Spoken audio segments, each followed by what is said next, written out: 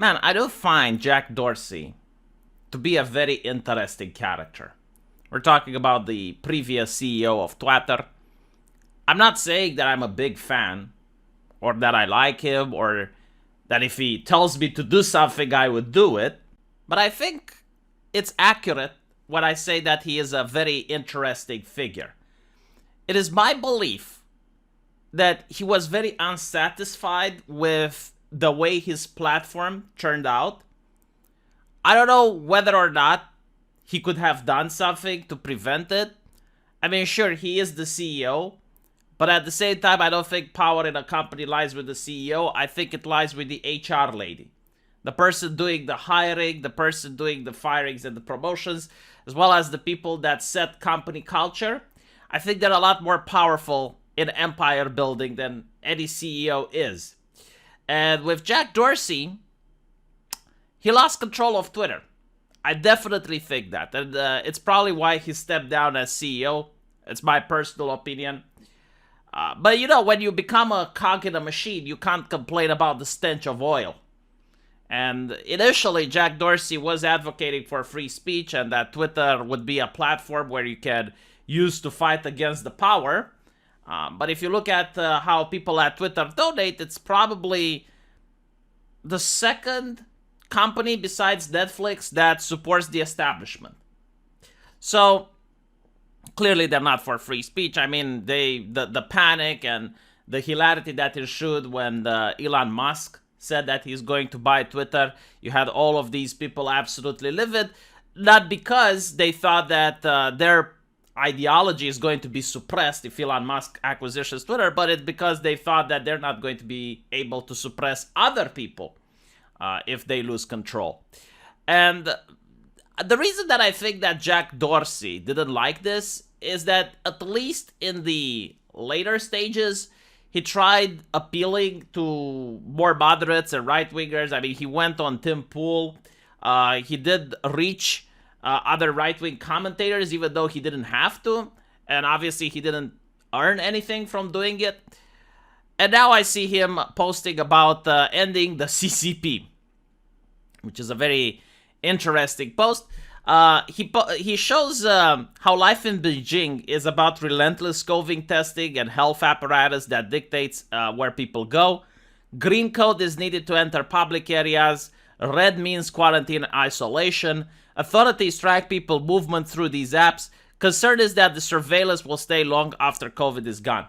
So there was a recent protest in China. I keep saying I'll make a video about it, but god damn it, I never get to. The protest was against the banks. People, from what I understand, had their money taken away, and they wanted to protest against the banks. And what the government did using the surveillance apparatus, using the digital systems, they found out who the head of the protesters were because they tried organizing through social media. And the day before the protest, they changed the access code from green to red. So their health passes went red, showing that they have COVID, even though they didn't have.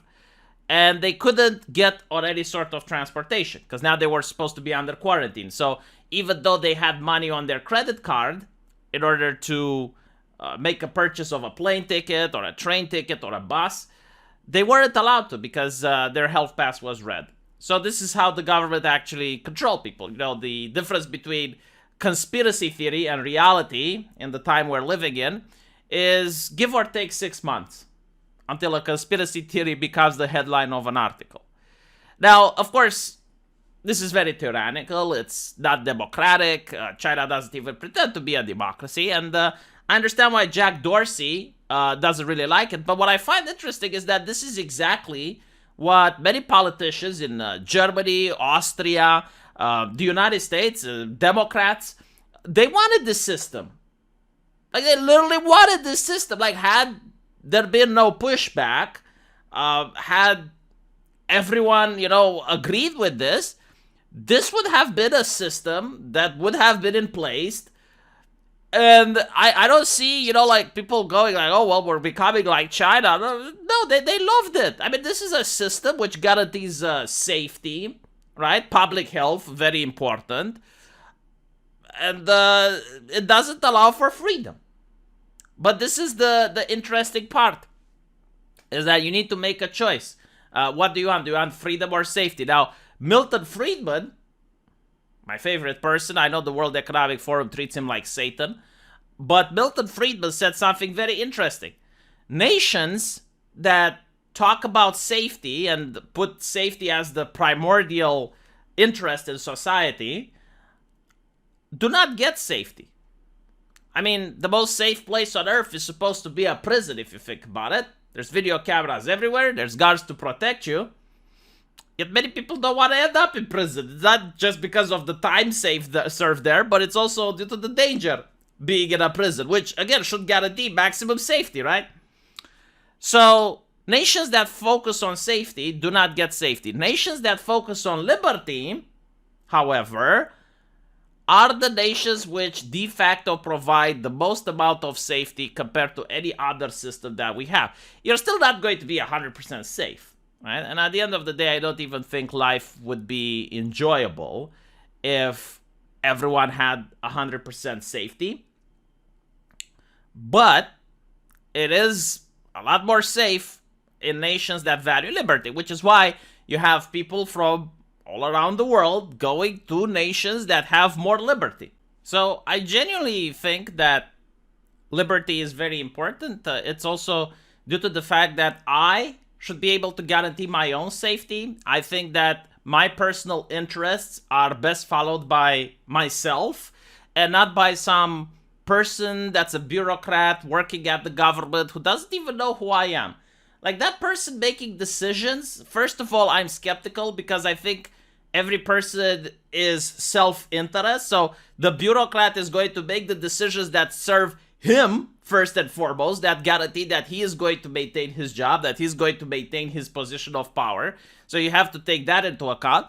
Secondly, they don't know who I am. So if they don't even know me, how can they make the correct decisions that will guarantee my safety? And the answer to that question is harvesting my personal information, being as invasive as possible to get as much data as they can about the people. And it's going to bizarre lengths. I think I saw at the World Economic Forum, the main conspiracy website, like every single far-right conspiracy, you can find it on the World Economic Forum. If you subscribe to them thinking you're going to learn about economics, boy, are you in the wrong.